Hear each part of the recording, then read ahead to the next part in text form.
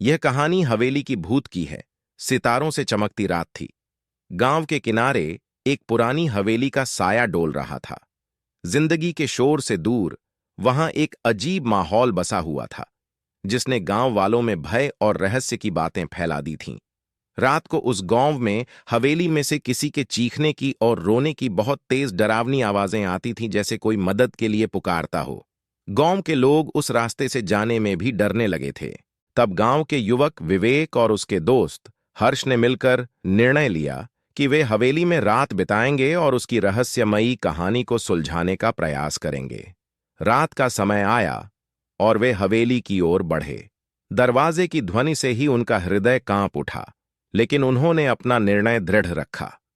हवेली के अंदर उन्होंने अजीब सी छायाएं देखीं और वहां से गूंजती हुई सनसनाहट की आवाजें आ रही थीं। विवेक और हर्ष ने धीरे धीरे एक कमरे की ओर कदम बढ़ाए। वहां कुछ पुराने बर्तन पड्ढे थे। एक खिड़की से चांदनी की किरणें उन बर्तनों पर झिलमिला रही थीं। तभी विवेक और हर्ष की नजर उन बर्तनों पर गई तो उन्हें वहां एक लड़की बैठी हुई दिखी, पर वो सिर्फ चमकते बर्तनों में दिख रही थी।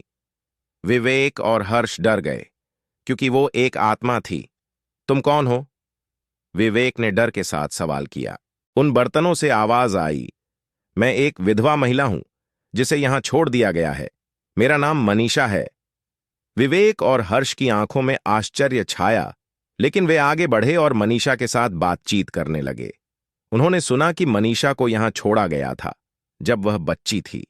तभी उसकी शादी कर दी गई थी और शादी के अगले दिन उसके पति की सड़क हादसे में मौत हो गई थी।